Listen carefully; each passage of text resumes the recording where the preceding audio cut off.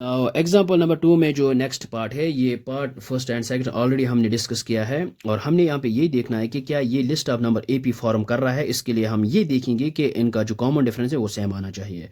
अगर ये AP form करेगा तो हमने यहाँ पे नेक्स्ट टू टर्म्स लिखनी है। तो सबसे पहले इसको रखते हैं A1 फर्स्ट टर्म, ये है सेकेंड टर्म, थर्ड टर्म, ये है fourth term and this is fifth term. तो हम यहाँ पे sixth and seventh term find out करेंगे अगर ये एपी में होगा।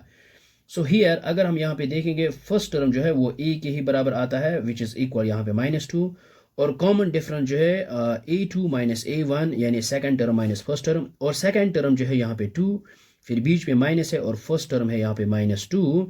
सो यह आएगा 2 माइनस इंटू माइनस आएगा प्लस 2 ये आएगा 4। इसके बाद A3 माइनस A2 देखते हैं और A3 है हमारे पास -2 फिर बीच में है माइनस और A2 है यहाँ पे 2। सो -2 माइनस ये आएगा -4। सो यहाँ पे कॉमन डिफरेंस सेम नहीं है तो हम यहाँ पे लिख सकते हैं it is not in AP, it is not in AP. So ये एपी में नहीं है ना। अब हम यहाँ पे नेक्स्ट देखते हैं। सो नेक्स्ट ये है हमारे पास नेक्स्ट फोर्थ पार्ट और ये है लिस्ट ऑफ नंबर्स। तो ये मान लेते हैं ये A1 A2 A3 और ये है A4 ये है A5 A6 and so on.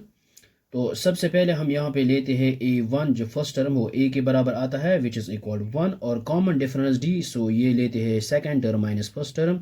तो सेकंड टर्म में यहाँ पे 1 माइनस फर्स्ट टर्म में 1 विच इज़ इक्वल टू 0। इसके बाद यहाँ पे लेते हैं A3 माइनस A2।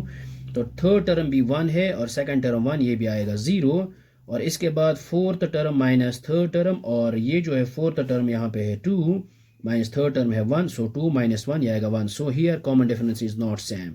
सो हम यहाँ पे लिख सकते हैं it does not form an AP या फिर it is not in AP.